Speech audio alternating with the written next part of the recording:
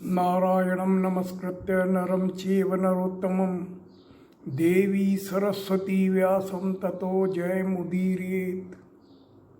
जीवन एक संघर्ष है।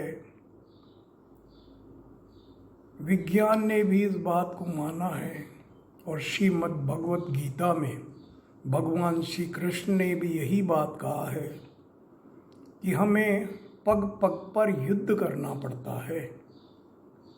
गीता में भी ये कहा है, विज्ञान भी ये मानता है, स्ट्रगल ऑफ द लाइफ, यानी हमें जीवन में संघर्ष करना पड़ता है, युद्ध लड़ना पड़ता है। और उसे विकासवाद के सिद्धांत में कहा सर्वाइवल ऑफ द फिटेस्ट, योग्यतम उत्तरजीविता। योग्य साबित करने के लिए बहुत सारे संघर्ष हैं, बहुत सारे कंपटीशन हैं। चाहे हम शिक्षा की दृष्टि से देखें, जीवन में हर जगह संघर्ष है। और इसी संघर्ष का एक छोटा सा अध्याय चालू हुआ है, जो वर्तमान में एक संकट आया है, कोरोना का। आप सोचिए, इस संघर्ष से बचने के लोगों ने तरह तरह के उपाय सुझाए हैं, लेकिन वास्तव में इसको या हर संघर्ष को, बात कोरोना की नहीं है, बात हर संघर्ष की है, कदम कदम पे रखे जाने वाले हमारे कदमों की है। तो हमें जीवन में इस संघर्षों में विजय के लिए 4 सूत्र अपनाना आवश्यक है। और ये 4 सूत्र हमारे शास्त्रों में विस्तार करके विभिन्न रूपों में बताए गए हैं, लेकिन मैं इनके निचोड़ पर यदि आपको ले चलूं, आपसे बात करूं, तो ये 4 ही हमारे जीवन के संघर्ष हैं, या संघर्ष में विजय प्राप्त करने के अस्त्र हैं। 4 अस्त्र हैं हमारे पास। यदि ये 4 अस्त्र हमारे पास हैं तो कोई भी संकट हमें परेशान नहीं कर सकता, दुखी नहीं कर सकता, भयभीत नहीं कर सकता। पहला सूत्र है जो हमारी धर्म सिद्धांतों में कहा गया है, या जिसकी हमारे सनातन धर्म ने और भारत की संस्कृति ने प्रारंभ से ही संदेश दिया है, सर्वे भवन्तु सुखिनः सर्वे सन्तु निरामया। यानी हम मन में ऐसी भावना बनाएं कि संसार में सभी का सुख हो, सभी प्रसन्न रहें, सबके कल्याण की हम कामना करें। इस संघर्ष में विजय का पहला सूत्र है। संसार में जितने भी महापुरुष हुए हैं, अब अष्ट चिरजीवियों को ही ले लीजिए, उसमें अश्वत्थामा को छोड़ दीजिए, क्योंकि अश्वत्थामा को तो आत्मा भटकने के कारण चिरजीवी माना गया।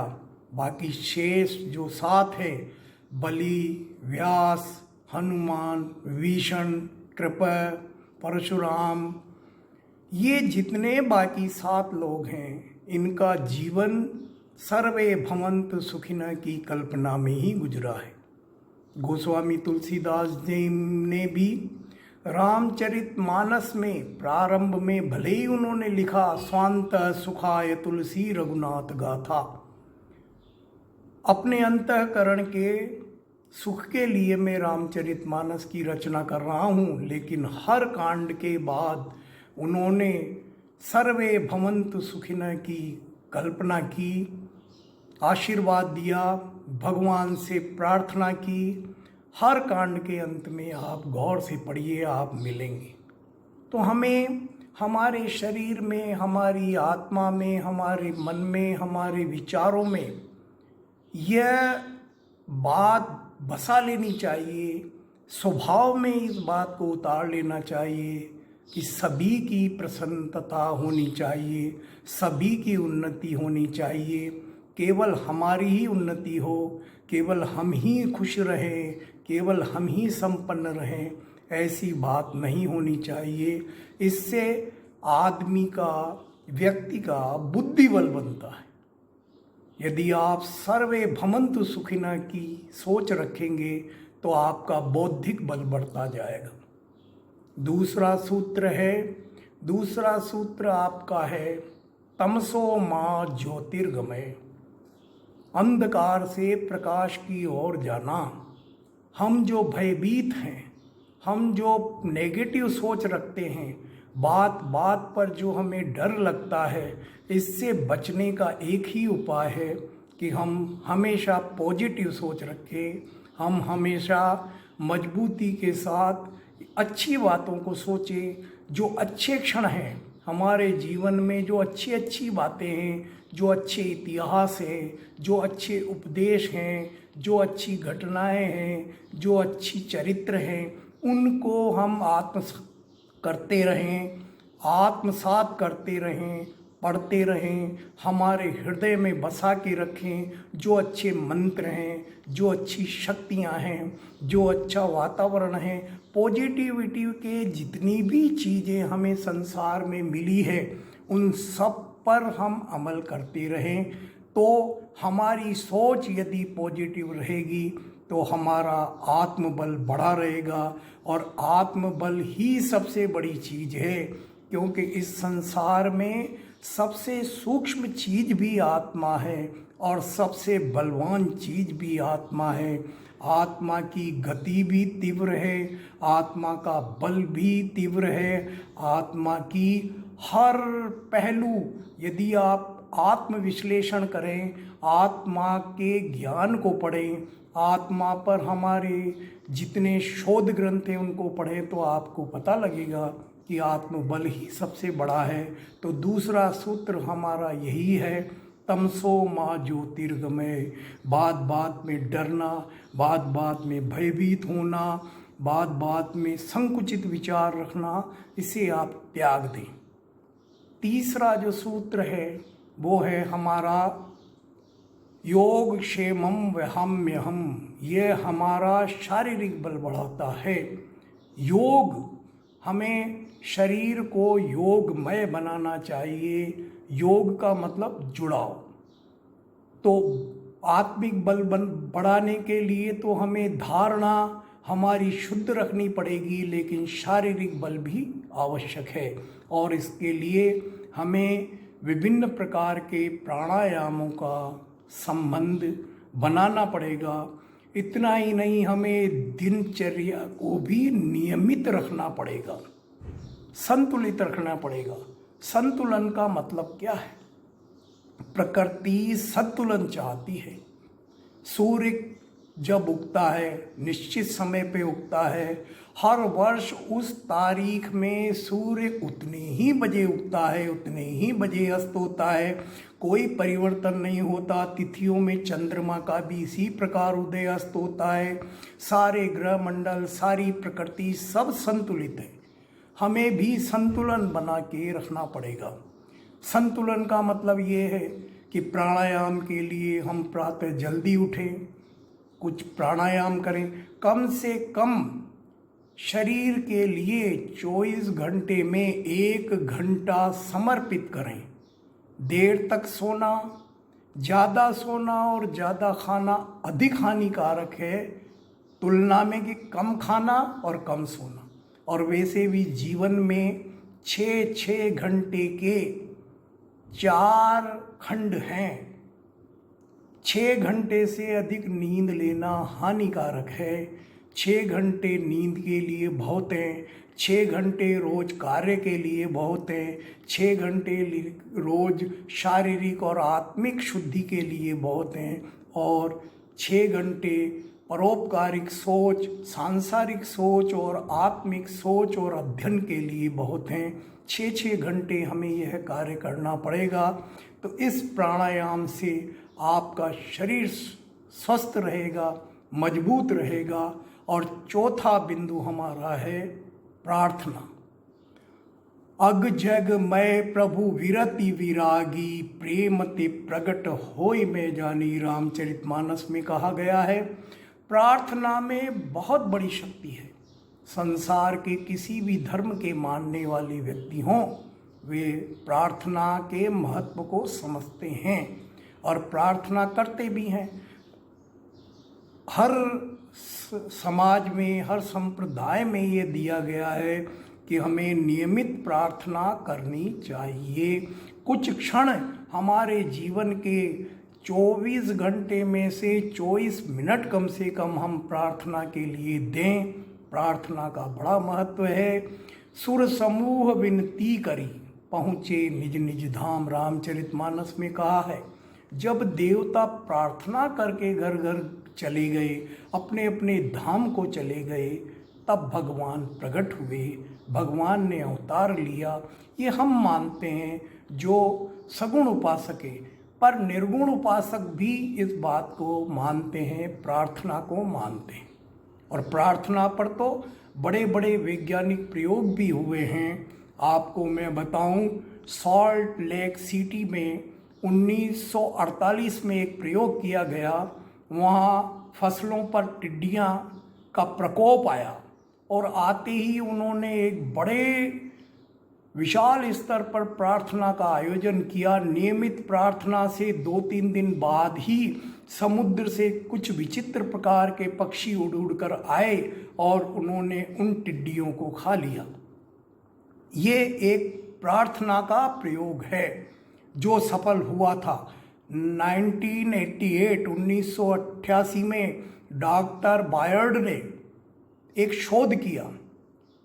हार्ट का डॉक्टर था, वो हार्ट स्पेशलिस्ट था। उसने हार्ट के एक श्रेणी के उसके पास आए मरीजों को समान श्रेणी की दवाएं दी।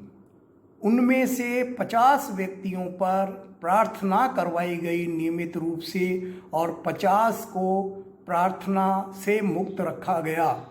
15 दिन बाद उसने रिजल्ट देखा, समान बीमारी, समान दवा, समान परहेज, लेकिन जो 50 प्रार्थना करवाने वाले थे, प्रार्थना के अधीन जिनको रखा गया था, वो बहुत शीघ्र ठीक हुए और उनमें से 1% व्यक्ति भी मौत के मुंह में नहीं गया।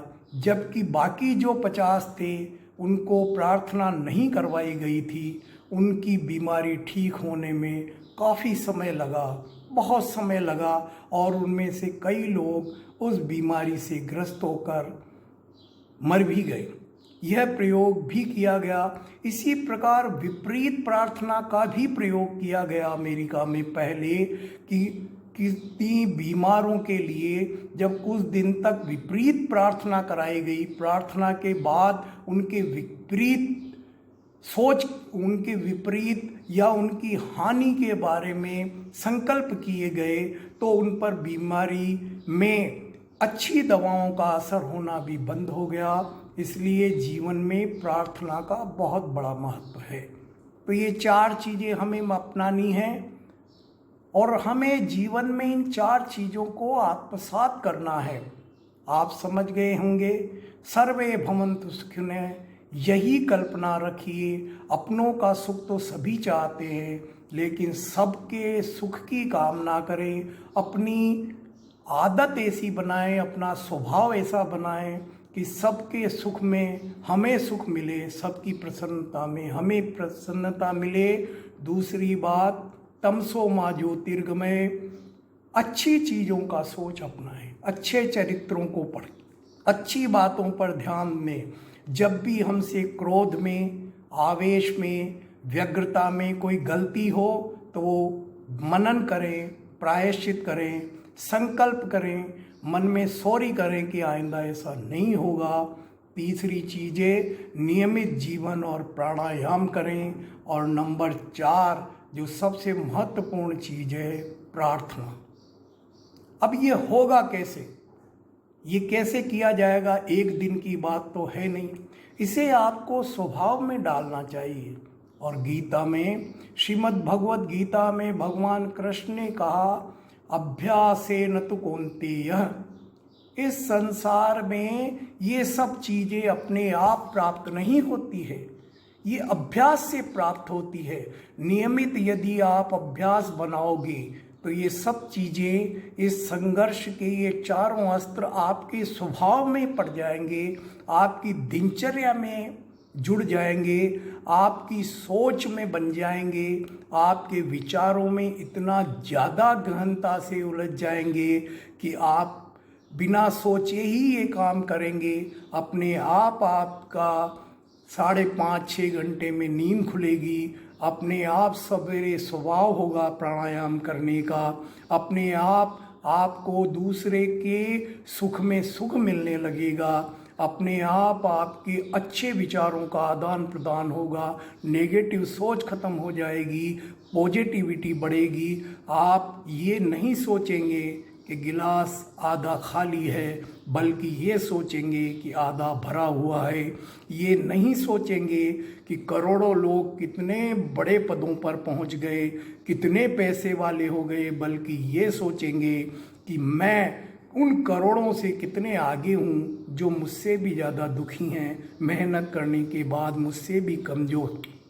ऐसा अभ्यास आपको बनाना है, और अभ्यास बनाने से जब आपके स्वभाव में साल भर में 6 महीने में ये वस्तुएं आ जाएगी तो संसार के संघर्ष में, स्ट्रगल ऑफ द लाइफ, जीवन संघर्ष में आप आगे बढ़ते चले जाएंगे। आपको कोई रोकने वाला नहीं है। ये कोरोना या जितनी भी बीमारियां हैं, इनका कोई असर आप पे होने वाला नहीं है। होने वाले पर होगा, पर आप बचे रहेंगे, ना आपको उसका भय लगेगा, ना आपको उसका किसी प्रकार का आतंक लगेगा, किसी प्रकार का आक्रमण लगेगा। सबसे आपका बचाव हो जाएगा। इसी को हमारे दर्शन में अष्टांग योग कहा गया है। योग केवल प्राणायाम का नाम नहीं है, धारणा, स्मृति, ध्यान, ये सब चीज़ें मिलाकर एक योग है। इस योग में यदि हम जिएंगे तो निश्चित रूप से हम सफलता प्राप्त कर पाएंगे। जीवन के इस महासागर में हम आगे बढ़ पाएंगे। हमें ये सोचना चाहिए, ये संसार क्षणिक नहीं है। यह संसार हजारों लाखों साल से चल रहा है और चलता रहेगा। हमने न जाने कितने जन्म लिए हैं और कितने जन्म हम आगे लेंगे। जिस तरह आज का दिन यदि हमारा वेस्ट हो गया, व्यतीत हो गया, कोई काम न कर सके, तो कल हमें मेहनत करना है। तो इसी तरह इस जीवन में यदि हमें कुछ नहीं मिला तो अगले जन्म में निश्चित रूप से मिलेगा। इस जन्म को भी हमें एक जीवन के दिन की तरह, एक सपने की तरह, एक अध्याय की तरह जीना होगा। आपने देखा है, ये कल्पना की बात नहीं है। कई लोगों को पूर्व जन्म की स्मृतियाँ रहती है। वो इसीलिए रहती है कि पूर्व जन्म, हर बार जन्म होता है, हर बार मृत्यु होती है। गीता में भी कहा गया है कि जो जन्म लेता है उसकी मृत्यु निश्चित है, और जो मृत्यु को प्राप्त होता है उसका जन्म भी निश्चित है। भगवान राम ने भी उत्तरकांड में यही बात कही है। गुरु वशिष्ठ जी से कहा है कि इस संसार में 4 सत्य हैं। जो जन्म लेगा वो मरेगा, जो पाया है वो बिछड़ेगा, जो उन्नत हुआ है वो एक दिन निश्चित रूप से जो ऊपर पहुंचा है वह गिरेगा, और जो मिला है वो बिछड़ेगा। इसलिए संसार में लिप्त नहीं होना है, आसक्त नहीं होना है, प्रेम जरूर रखना है। कमल के पत्ते की भांति संसार में रहना है कि पानी से मित्रता भी रखनी है, पानी पर जीवन भी है, पर कमल के पत्र को ऊपर निकालो तो गीला नहीं लगता, सूखे का सूखा लगता है। यही इस जीवन का दर्शन है। एक बार फिर हम सब ये प्रार्थना करें, सर्वे भवन्तु सुखिनः, अस्तो मा सद्गमय, योगक्षेमं वहाम्यहम्। और प्रार्थना,